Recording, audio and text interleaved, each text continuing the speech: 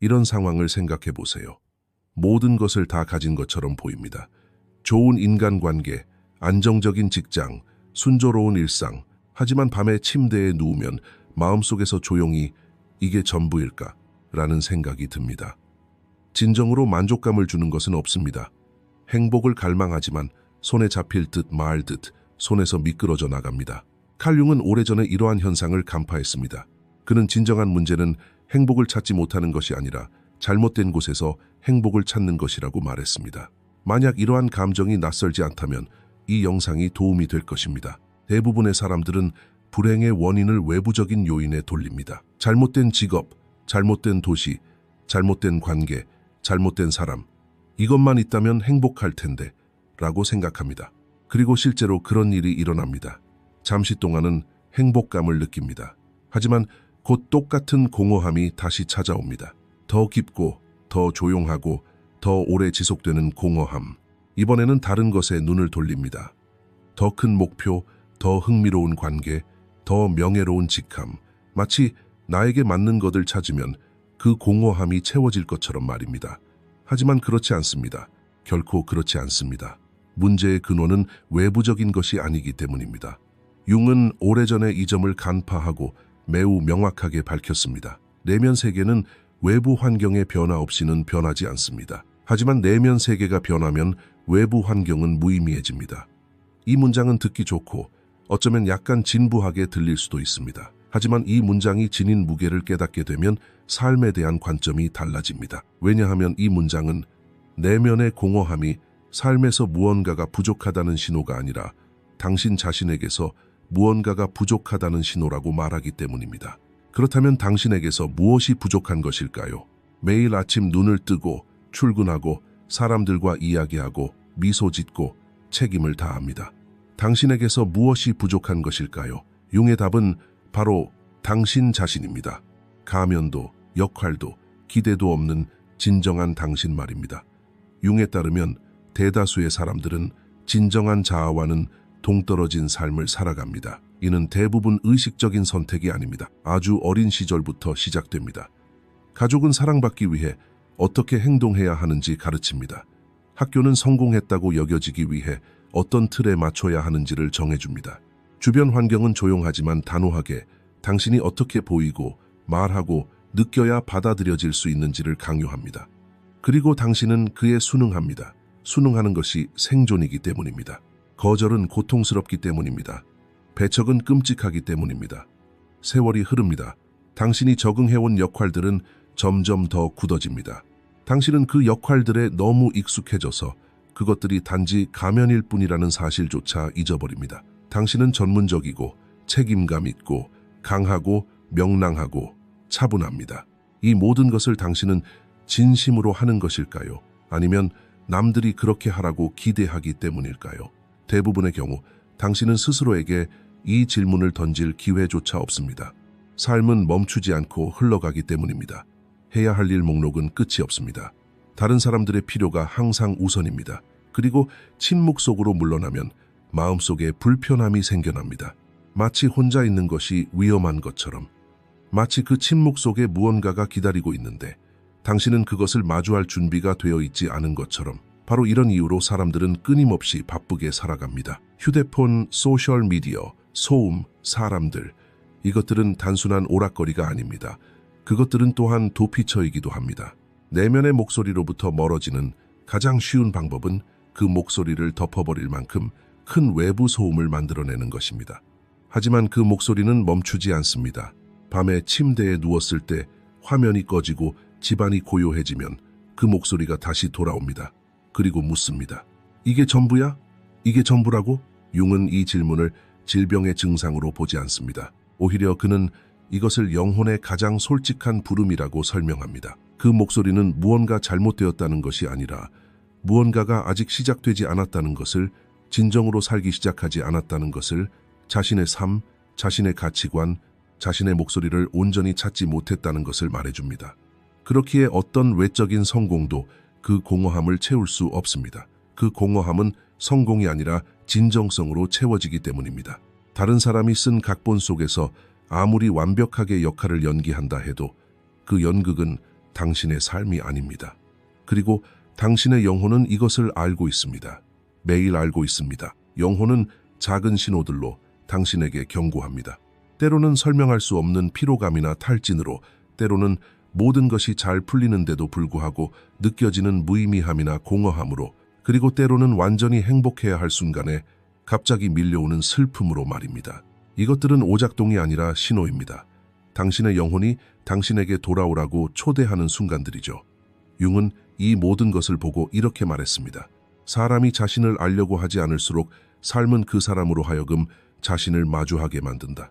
위기를 통해서든 상실을 통해서든 혹은 깊고 만성적인 불만족을 통해서든 말입니다. 선택은 당신에게 달려 있습니다. 스스로 내면으로 향하든 삶이 당신을 내면으로 이끌든 말입니다. 당신 안의 공허함은 결핍이 아닙니다. 아직 만나지 못한 자아입니다. 융의 가장 강력한 개념 중 하나는 페르소나이며, 이를 이해하면 자신과 주변 사람들에 대한 관점이 완전히 바뀔 것입니다. 페르소나는 라틴어로 가면을 뜻하는 단어에서 유래했는데, 고대 그리스 연극에서 배우들이 관객에게 자신의 정체를 드러내기 위해 썼던 커다란 가면을 가리킵니다. 융이 이 개념을 현대 심리학에 도입했을 때 그는 우리 모두가 사회생활에서 가면을 쓴다는 것을 의미했으며, 이것 자체가 본질적으로 문제는 아닙니다. 직장에서는 전문가이고 집에서는 부모이며 친구들과 있을 때는 쾌활하고 편안하며 낯선 사람들 앞에서는 조심스럽고 내성적입니다. 이러한 가면은 사회생활에서 불가피한 부분입니다. 상황에 따라 다른 면모를 드러내는 것은 성숙함과 적응력의 표시로 여겨질 수도 있습니다. 문제는 가면 그 자체가 아닙니다. 문제는 가면 뒤에 숨겨진 진정한 자신을 잊어버릴 때 시작됩니다. 그리고 이러한 망각은 대부분의 사람들이 인식하는 것보다 훨씬 더 일찍, 그리고 훨씬 더 미묘하게 일어납니다. 다음을 생각해 보세요. 어렸을 때 어떤 감정은 인정받았고 어떤 감정은 무시되었나요? 화가 났을 때 진정해라는 말을 들었나요? 울 때 어른은 울면 안 돼 라는 말을 들었나요? 신이 났을 때는 과장하지 마 라는 말을 들었나요? 그런 순간순간마다 어떤 메시지를 받았을 겁니다. 어떤 감정은 받아들여지고 어떤 감정은 그렇지 않다는 거죠. 당신의 어떤 면은 사랑받을 만하고 어떤 면은 숨겨야 한다는 겁니다.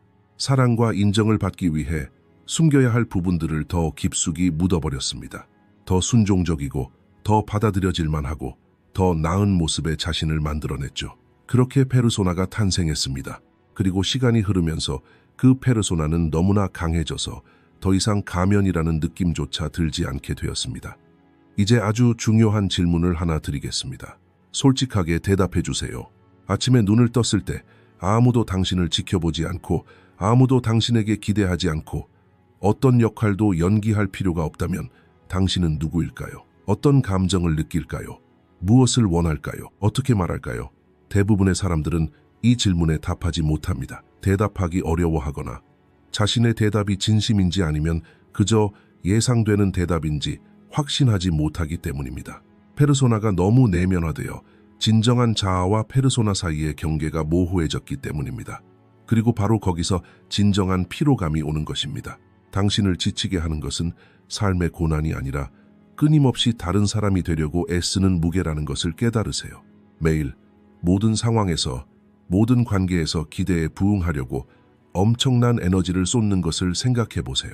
직장에서 유능해 보이려고, 집에서 강한 모습을 보이려고, 친구들과 있을 때는 재미있는 사람이 되려고, 소셜미디어에서는 영감을 주는 사람이 되려고, 이 모든 것에는 에너지가 필요합니다. 엄청난 에너지가요. 그리고 그 에너지는 어디선가 나옵니다. 어디에서 나올까요? 바로 당신 자신에게서, 당신의 진정한 자아에게서 나옵니다. 매일 조금씩, 매년 조금씩 더 많은 에너지가 소모됩니다. 그러다 어느 날 아침 깊은 피로감을 느끼며 깨어납니다. 잠은 잤지만 제대로 쉬지 못한 것입니다. 잠은 몸을 쉬게 하지만 페르소나를 짊어지고 지친 영혼은 잠으로는 쉴 수 없기 때문입니다. 융은 무의식은 운명이 된다고 말했습니다. 이 말을 페르소나라는 맥락에서 생각해 보세요. 만약 당신이 자신의 페르소나를 인식하지 못한다면 당신은 그 가면을 선택한 것이 아닙니다. 그저 쓰고 있을 뿐입니다. 자동적으로 생각도 하지 않고 의문도 품지 않고 그렇게 행동합니다. 그러다 보면 어느새 그 가면이 당신 대신 결정을 내리기 시작합니다. 어떤 직업을 선택할지, 어떤 관계를 유지할지, 무엇에 예라고 하고 무엇에 아니라고 할지, 당신이 아니라 당신의 페르소나가 결정하는 것입니다. 페르소나의 목표는 오직 하나, 인정받고 거절당하지 않는 것이기 때문입니다. 그리고 이 목표를 추구하는 과정에서 당신의 진정한 욕구, 진정한 경계, 진정한 욕망을 끊임없이 희생시킵니다. 원하지 않았는데도 예라고 말한 적이 있나요? 자신을 표현하고 싶었지만 침묵했던 적은요. 관계나 상황에 머무르는 것이 당신을 지치게 한다는 것을 알면서도 떠날 수 없었던 적은요. 바로 그때 페르소나가 작동하고 있었던 것입니다. 거절에 대한 두려움은 페르소나의 가장 강력한 무기이며 페르소나는 그 무기를 relentlessly 사용합니다. 하지만 페르소나가 전적으로 나쁜 것일까요? 아닙니다. 융도 이 점을 분명히 말합니다. 페르소나는 사회생활에 없어서는 안 될 도구입니다. 페르소나를 완전히 없애는 것은 불가능할 뿐 아니라 바람직하지도 않습니다. 하지만 그 자아를 인지하고 그것이 누구인지 알고 그것과 동일시하지 않는 것, 그것이 정말 중요합니다. 왜냐하면 자신의 페르소나를 인식하게 되면 그것을 도구로 활용할 수 있기 때문입니다. 필요에 의해서가 아니라 선택으로서 말이죠. 나는 지금 이 역할을 해야 하고 나는 이 역할을 선택했다 라고 말할 수 있습니다. 그리고 저녁에 집에 돌아오면 그 가면을 벗을 수 있습니다. 정말로요. 하지만 먼저 가면이 존재한다는 사실을 인정해야 합니다. 그리고 그것은 생각보다 훨씬 더 큰 용기를 필요로 합니다. 이제 좀 더 깊이 들어가 보겠습니다. 여러분은 페르소나, 즉 외부 세계에 보여주는 가면을 이해하고 있을 겁니다. 하지만 그 가면 뒤에는 진정한 자아뿐만 아니라 그림자도 존재합니다. 그림자는 융의 이론 전체에서 가장 충격적이고 가장 불편하지만 동시에 가장 해방적인 개념일지도 모릅니다. 그림자란 무엇일까요? 간단히 말해 무의식 속에 숨겨둔 모든 것입니다. 스스로 약하다고 생각하는 부분, 받아들일 수 없는 감정, 부끄러운 과거, 무시하는 욕구, 인정받지 못할 거라고 생각하는 욕망. 이건 내가 아니야. 또는 이런 감정을 느껴서는 안 돼라고 말하며 수년 동안 외면해온 모든 부분 말입니다. 이 모든 것이 사라진 것은 아닙니다. 단지 눈에 보이지 않는 무의식 깊은 곳으로 옮겨갔을 뿐입니다. 바로 이 지점에서 융의 가장 중요한 관찰이 드러납니다. 그림자를 무시한다고 해서 사라지는 것이 아니라 오히려 더 강해진다는 것입니다. 억압된 모든 것은 에너지를 축적하기 때문입니다. 그림자를 무시하고 부정하고 도망칠수록 그 에너지는 더욱 커집니다. 그리고 어느 날, 종종 가장 예상치 못한 순간, 당신이 전혀 준비되지 않았을 때 그것이 폭발합니다. 자, 생각해 보세요. 사소한 일에 과하게 반응한 적이 있나요? 누군가의 무심한 한마디에 엄청나게 화가 난 적은요? 아니면 반대로 비판에 짓눌려 그 순간이 몇 시간, 며칠 동안 당신을 괴롭힌 적은 없나요? 아무 이유 없이 극심한 수치심, 죄책감 또는 부족함에 압도된 적은요? 이 모든 것은 우연이 아닙니다. 이것들은 당신 안에 그림자가 보내는 신호입니다. 억압된 것이 표면으로 드러나려고 하는 것이죠. 그리고 당신이 이러한 신호를 무시할수록 그 소리는 더욱 커집니다. 융은 이것을 투사라고 부릅니다. 투사는 당신 안에서 직면할 수 없는 부분을 다른 사람에게서 보는 메커니즘입니다. 당신을 짜증나게 하고 괴롭히고 거의 비이성적인 강도로 반응하게 만드는 그 사람은 종종 당신이 받아들일 수 없는 당신 자신의 일부를 비추는 거울입니다. 생각해 보세요. 끊임없이 다른 사람의 이기심에 대해 불평하는 사람은 어쩌면 자신의 억압된 욕구를 보지 못하고 있을지도 모릅니다. 타인의 약점을 용납하지 못하는 사람은 어쩌면 자신의 약점을 직면하는 것을 회피하고 있는지도 모릅니다. 누군가의 자유로움, 무모함 혹은 용감한 태도를 볼 때 감탄과 동시에 묘한 분노를 느낀다면 아마도 당신 또한 그러한 특성을 가지고 있지만 억누르고 있을 가능성이 큽니다. 투영은 관계를 파괴하는데 상대방을 있는 그대로 보지 못하고 자신의 내면 세계를 반영하는 거울상으로 보기 때문입니다. 그리고 그러한 반영 위에 세워진 관계는 결국 깨지기 마련입니다. 아무도 감히 공개적으로 말하지 못하는 진실은 바로 이것입니다. 삶에서 같은 패턴이 반복되고 같은 종류의 갈등, 같은 종류의 실망, 같은 종류의 관계 위기에 끊임없이 빠진다면 그 원인은 외부에 있는 것이 아닙니다. 외부는 단지 무대일 뿐입니다. 진짜 연극은 내면에서 펼쳐지고 있습니다. 당신도 모르는 사이에 당신의 그림자가 그 무대를 연출하고 있는 것입니다. 그렇다면 그림자는 어떻게 형성되었을까요? 대부분은 좋은 의도에서 비롯됩니다. 당신의 가족은 당신을 사랑했고 보호하고 싶어 했습니다. 그들이 당신에게 분노를 억누르라고 했을 때 그것은 당신이 사회에서 더 쉽게 살아가기를 바랐기 때문입니다. 야망을 숨기라고 가르쳤던 사람들은 당신이 오만해지지 않기를 바랐습니다. 울지 말라고, 약해 보이지 말라고, 아무것도 필요 없다는 것을 보여주라고 했던 것도 당신을 강하게 만들려는 의도였습니다. 하지만 이러한 선의의 가르침들이 세월이 흐르면서 쌓여갔고 당신의 일부는 살아갈 권리조차 주어지지 않은 채 보이지 않는 존재로 전락했습니다. 그림자가 본질적으로 나쁜 것은 아닙니다. 단지 눈에 띄지 않았을 뿐입니다. 그리고 그림자는 드러나기를 갈망합니다. 융에 따르면 그림자를 통합한다는 것은 그림자를 무시하거나 굴복하는 것이 아닙니다. 그림자를 통합한다는 것은 그림자의 존재를 인정하는 것입니다. 어두운 감정들, 받아들일 수 없는 부분들이 인간으로서 당신에게 속하며 비록 그것들이 당신을 규정짓지는 않더라도 존재한다는 것을 깨닫는 것입니다. 분노를 인지한다고 해서 반드시 분노해야 하는 것은 아닙니다. 하지만 분노를 무시하는 것은 분노가 당신을 지배하도록 내버려 두는 것과 같습니다. 당신이 도망치는 것이 당신을 지배하고 당신이 직면하는 것이 당신을 자유롭게 합니다. 이 문장은 간단해 보이지만 진정으로 생각해보면 삶의 여러 영역을 설명하는 중요한 열쇠임을 알게 됩니다. 그림자를 마주하는 것은 불편합니다. 맞습니다. 자신이 좋아하지 않는 자신의 모습을 보고 받아들이고 마주하는 것은 쉽지 않습니다. 하지만 이 불편함은 일시적입니다. 도망치는 데서 오는 무게는 영원히 남습니다. 융은 이렇게 말했습니다. 자신의 그림자를 인식하는 사람은 자신과 타인 모두에게 훨씬 더 정직하고 훨씬 더 자비롭고 훨씬 더 진실해집니다. 더 이상 투영하지 않기 때문입니다. 타인에게서 보는 모습이 먼저 자신 안에 존재했음을 알게 되는 것입니다. 이러한 깨달음은 사람을 깎아내리는 것이 아닙니다. 오히려 사람을 더욱 깊이 있게 만들어줍니다. 이제 당신은 페르소나를 보았고 그림자를 알아차렸습니다. 하지만 여전히 답을 기다리는 질문이 있습니다. 왜 사람들은 그토록 단호하게 잘못된 방향으로 계속 달려가는 걸까요? 내면의 모든 신호, 모든 피로감, 모든 불만에도 불구하고 왜 똑같은 악순환을 반복하는 걸까요? 융은 이 질문에 대해 매우 간단하면서도 냉혹한 답을 내놓았습니다. 사람들은 자신이 무엇을 쫓고 있는지는 모르지만 왜 그것으로부터 도망치고 있는지는 알기 때문입니다. 그리고 이 두 가지는 겉으로 보기에 똑같아 보입니다. 같은 에너지, 같은 속도, 같은 결단력. 하지만 하나는 당신을 어딘가로 데려가지만 다른 하나는 당신을 그곳에서 멀어지게 할 뿐입니다. 그리고 당신이 멀어져 가는 곳이 아무리 멀리 떨어져 있더라도 당신 안에 있는 것은 항상 당신과 함께합니다. 생각해 보세요. 왜 누군가는 더 많은 돈을 벌고 싶어 할까요?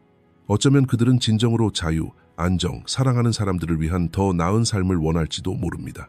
이것들은 진실하고 고귀한 이유입니다. 하지만 돈을 쫓는 이면에는 다른 무언가가 있을지도 모릅니다. 어쩌면 부족함에 대한 느낌일지도 모릅니다. 어쩌면 어린 시절의 결핍일지도 모릅니다. 어쩌면 나는 가치 있는 사람이다 라고 말할 수 있도록 외부의 인정을 받고 싶어 하는 것일지도 모릅니다. 둘 다 같은 목표를 향해 나아가고 있지만 한 사람은 목표를 달성했을 때 만족감을 느끼는 반면 다른 사람은 목표를 달성한 후에도 새로운 목표를 찾아 헤맵니다. 돈은 부족함을 느끼는 마음을 치유해주지 못하기 때문입니다. 어떤 외적인 이득도 내면의 상처를 치유할 수 없습니다. 융은 이 점을 여러 차례 다양한 방식으로 강조했습니다. 사람들이 행복, 평화, 그리고 삶의 의미를 외부에서 찾으려 한다면 외부에서 얻는 것은 일시적인 만족감만 줄 뿐, 곧 공허함은 다시 찾아올 것입니다. 외부 세계는 내면의 문제에 대한 해답을 가지고 있지 않기 때문입니다. 그리고 이러한 악순환은 스스로를 자각하지 못하면 평생 동안 계속될 수 있습니다. 이제 솔직하게 자신에게 물어보세요. 당신의 열정은 어디에 향하고 있습니까? 진정으로 사랑하고 의미를 찾는 무언가를 만들기 위해 노력하고 있습니까? 아니면 멈춰야 할 때 마주하게 될 공허함에서 벗어나기 위해 애쓰고 있습니까? 바쁜 사회생활은 당신의 선택입니까? 아니면 혼자 있을 때 느끼는 막연한 불편함에서 벗어나기 위한 가장 쉬운 방법입니까? 끊임없이 바쁘게 지내는 것이 미덕입니까? 아니면 침묵 속에서 들려오는 그게 전부야 라는 목소리를 피하기 위한 수단입니까? 질문이 있으신가요? 제가 이런 질문을 드리는 이유는 융이 이 점을 아주 명확하게 파악했기 때문입니다. 겉으로는 성공한 것처럼 보이지만 속으로는 상처받은 사람들의 공통적인 특징은 속도는 맞지만 방향이 잘못되었다는 것입니다. 그들은 달리고 있습니다. 심지어 아주 빠르게 달리고 있습니다. 하지만 목표가 잘못되면 속도는 더 빠른 손실로 이어집니다. 그리고 이것이 가장 고통스러운 역설 중 하나입니다. 더 많이 노력하고 더 많이 성취하고 더 많이 자신을 증명할수록 내면의 공허함은 더욱 깊어지는 경우가 있습니다. 모든 성공은 봐, 나도 이걸 해냈지만 아직 완전하지 않아라는 느낌을 확인시켜주기 때문입니다. 그리고 다시 새로운 목표를 향해 나아갑니다. 더 크고 더 밝고 더 인상적인 목표를 말입니다. 융은 초기 저작에서 이 점에 주목했고 말년에는 더욱 강하게 강조했습니다. 사회가 제시하는 목표는 당신의 진정한 욕구를 충족시키도록 설계된 것이 아닙니다. 사회는 당신에게 성공, 지위, 인정, 아름다움, 권력을 제공합니다. 그리고 이것들을 얻으면 행복해질 것이라고 말합니다. 하지만 사회가 제시하는 이 지도는 당신 영혼의 진정한 지형과 일치하지 않을 수도 있습니다. 남의 지도를 들고 자기 땅에서 걸으려 하면 끊임없이 길을 잃게 될 겁니다. 잘못된 목표를 향해 달려가는 것의 가장 교활한 점은 바로 이것입니다. 목표가 잘못되었다는 생각이 자주 들더라도 멈추기가 매우 어렵다는 것입니다. 그 목표에 너무 많은 것을 투자했기 때문입니다. 시간, 에너지, 그리고 자기 자신까지 말입니다. 만약 멈춘다면 그 모든 투자가 헛수고였다는 것을 받아들여야 합니다. 하지만 융은 이렇게 말합니다. 잘못된 길로 멀리 갈수록 되돌아가는데 더 오랜 시간이 걸린다고요. 멈추는 용기는 계속 나아가는 용기보다 훨씬 더 큰 힘을 필요로 합니다. 그리고 그 용기는 자기 자신에게 솔직해지는 것에서 시작됩니다. 당신의 목표를 다시 한번 살펴보세요. 정말로 스스로 선택한 목표인가요? 아니면 남이 선택하라고 강요한 목표인가요? 목표 달성이 진정으로 만족감을 주나요? 아니면 그저 다음 목표로 넘어가기 위한 핑계를 찾는 건가요? 달리는 것은 멋진 일입니다. 하지만 먼저 올바른 방향을 찾아야 합니다. 그리고 올바른 방향은 항상 외부에서 시작되는 것이 아니라 내면에서 시작됩니다. 여기까지 읽으셨다면 문제는 행복을 찾지 못하는 것이 아니라 행복을 잘못 정의했다는 것을 알게 되실 겁니다. 그리고 이 잘못된 정의는 당신 스스로가 만든 것이 아닙니다. 누군가 당신에게 가르쳐 준 것입니다. 아주 어린 시절부터 당신은 깨닫지도 못한 채 행복에 대한 신념 체계가 당신 안에 자리 잡았습니다. 행복은 목표다. 행복은 목표를 달성했을 때 오는 것이다. 행복은 모든 조건이 충족되었을 때 경험하는 상태다. 이 직업을 얻으면, 이 관계를 맺으면, 이 돈을 벌면, 이 인정을 받으면 행복해질 것이다. 이러한 신념 체계는 너무나 깊이 뿌리내려 당신은 그것에 의문을 제기할 생각조차 하지 못했습니다. 왜냐하면 모두가 같은 말을 했기 때문입니다. 가족, 학교, 텔레비전, 소셜미디어, 성공 사례들 모두 같은 메시지를 전달했습니다. 더 많이 성취하면 행복해진다는 것입니다. 하지만 융은 이러한 상황을 전혀 다른 시각으로 바라보았습니다. 융은 행복을 목표로 정의하지 않습니다. 그는 이 점을 특히 강조하며 행복은 목표가 아니라 의미 있는 삶의 부산물이라고 말합니다. 이 문장은 처음에는 추상적으로 들릴지도 모릅니다. 하지만 진정으로 곰곰이 생각해보면 삶에 대한 관점을 근본적으로 바꿔놓는 진실을 담고 있습니다. 한번 생각해보세요. 언제 가장 깊은 만족감을 느꼈나요? 과거로 돌아가 그 순간들을 떠올려 보세요. 아마 무언가를 샀을 때나 어떤 상을 받았을 때가 아니었을 겁니다. 아마도 무언가를 창조했을 때, 누군가의 삶에 진정으로 감동을 주었을 때, 힘든 과정을 겪고 극복했을 때, 자신을 나누어 주었을 때, 온전히 자기 자신이 되었을 때 만족감을 느꼈을 것입니다. 행복은 공허함을 채우는 데서 오는 것이 아니라 넘쳐 흐르는 데서 오기 때문입니다. 그리고 넘쳐 흐르기 위해서는 먼저 무엇이 당신을 채우는지 알아야 합니다. 어떤 행동이 진정으로 당신을 풍요롭게 하나요? 어떤 관계가 당신의 성장에 도움을 주나요? 어떤 순간들이 당신이 자기 자신과 가장 가까워지게 하나요? 삶의 중심에 놓았을 때 어떤 가치관이 당신 안에서 견고함과 자리를 일깨워주나요? 이러한 질문들은 결코 사소한 것이 아닙니다. 융에 따르면 이러한 질문들은 개성화 여정의 핵심에 놓여 있습니다. 그렇다면 개성화란 무엇일까요? 융은 개성화를 자신만의 독특하고 가장 깊고 가장 진실된 자아를 향한 여정이라고 정의했습니다. 이 여정은 사회로부터 당신을 고립시키지 않습니다. 이기적이거나 무책임하게 만들지도 않습니다. 오히려 자기 자신과 연결시켜줍니다. 진정으로 자기 자신과 연결된 사람은 세상에 훨씬 더 견고하고 더 깊고 더 진정성 있는 방식으로 영향을 미칠 수 있습니다. 왜냐하면 이제 그들은 타인의 기대가 아닌 자신의 본질에 따라 행동하기 때문입니다. 여기서 매우 중요한 점을 짚고 넘어가겠습니다. 개성화는 하고 싶은 대로 하거나 책임을 회피하거나 주변 사람들을 무시하는 것이 아닙니다. 융은 결코 그렇게 말하지 않았습니다. 개성화는 자신이 누구인지 명확히 인식하고 그 비전에 따라 선택하는 것입니다. 자신에게 속한 것과 자신에게 강요된 것을 구분하는 것입니다. 그리고 천천히 한 걸음씩 자신에게 속한 것을 구축하고 강요된 것은 놓아주는 것입니다. 이 과정은 완벽하지 않습니다.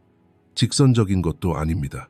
좌절과 의심, 그리고 망설임을 겪게 될 것입니다.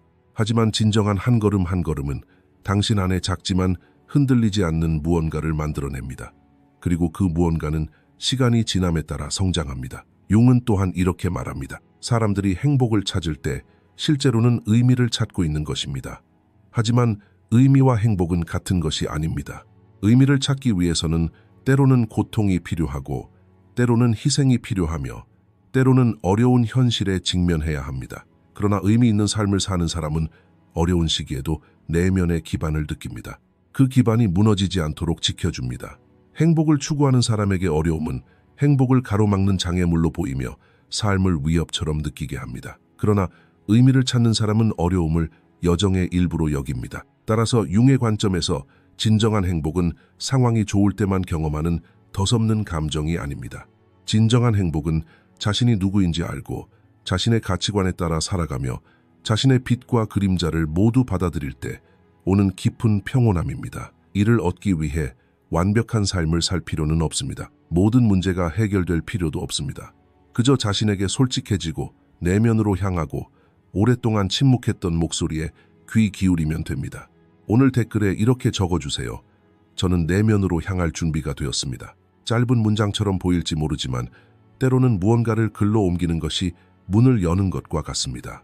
그리고 그 문 뒤에는 당신이 밖에서는 결코 찾지 못했지만 항상 찾아 헤매던 것이 기다리고 있을지도 모릅니다.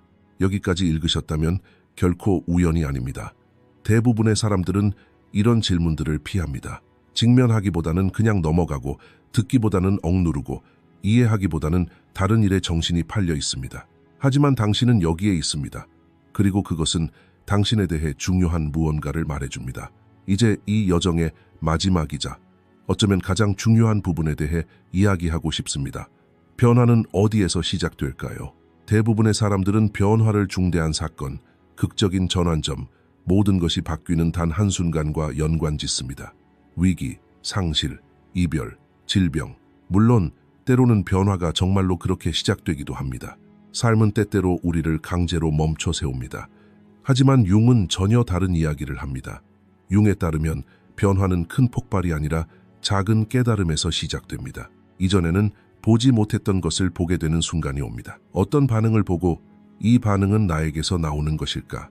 아니면 내가 수년 동안 жил머지고 온 짐에서 나오는 것일까? 라고 자문할 수도 있습니다. 관계에서 반복되는 패턴을 발견하고 이번에는 왜 항상 이런 일이 일어날까? 라고 묻는 대신 이게 나에게 뭘 말해주는 걸까? 라고 스스로에게 묻습니다. 어쩌면 아침에 눈을 떴을 때 공허함을 느낄 수도 있습니다. 하지만 이번에는 그 감정을 억누르지 않고 그저 인정하는 것입니다. 이러한 작은 순간들이 바로 변화의 씨앗입니다. 화려하지도 않고 아무도 알아채지 못합니다. 하지만 그 순간들이 당신 내면의 무언가를 변화시킵니다. 융에 따르면 진정한 변화는 바로 이런 보이지 않는 순간들, 조용한 수용, 아무도 박수 쳐주지 않는 내면의 결정 속에서 일어납니다. 그렇다면 이러한 변화는 어떻게 진행될까요? 융은 개성화 과정을 하나의 직선적인 경로로 정의하지 않습니다. 그는 그것을 나선형 여정으로 정의합니다. 당신은 같은 문제로 돌아오지만 매번 조금 더 깊이, 조금 더 성숙한 시각으로 바라봅니다.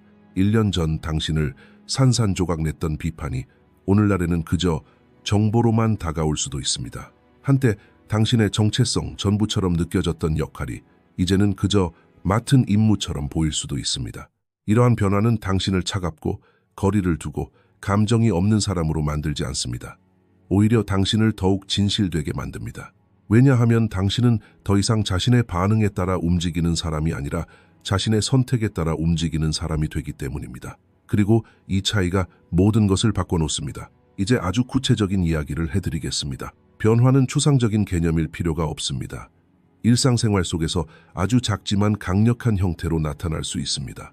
누군가 당신을 자극했을 때 충동적인 반응을 보이기 전에 심호흡을 하는 것, 이것이 바로 개성화를 위한 작은 연습입니다.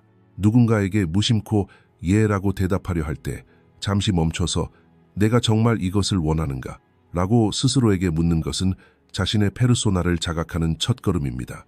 극도로 불편한 상황을 겪은 후 내면으로 향하여 이것이 나에게 어떤 영향을 미쳤는가? 라고 묻는 것은 자신의 그림자와 솔직하게 마주하는 첫걸음입니다. 이러한 것들은 작아 보입니다. 그리고 실제로 작습니다. 하지만 융의 모든 가르침의 핵심은 바로 여기에 있습니다. 위대한 변화는 작은 자각들이 쌓여가는 과정을 통해 일어난다는 것입니다. 그리고 이러한 축적에는 인내심이 필요합니다. 자신에 대한 연민이 필요합니다.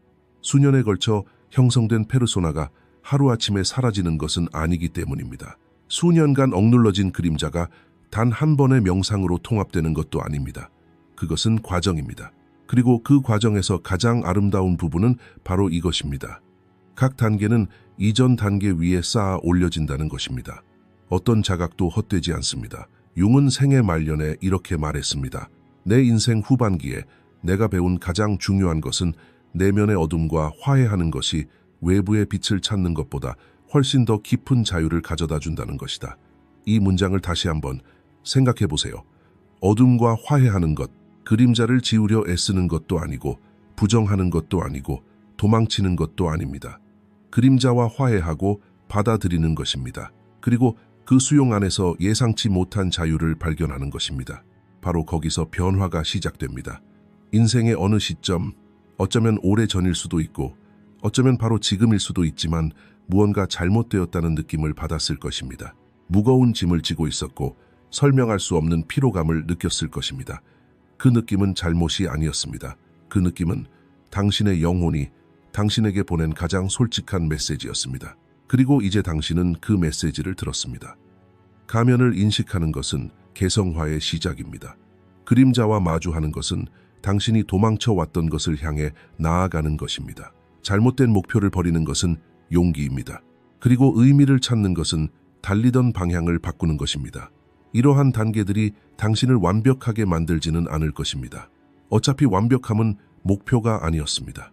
하지만 이러한 단계를 통해 당신은 진정한 당신이 될 것입니다. 그리고 진정한 당신이 된다는 것은 완벽한 당신이 되는 것보다 훨씬 더 강하고 훨씬 더 오래가며 훨씬 더 자유로운 위치에 서는 것입니다.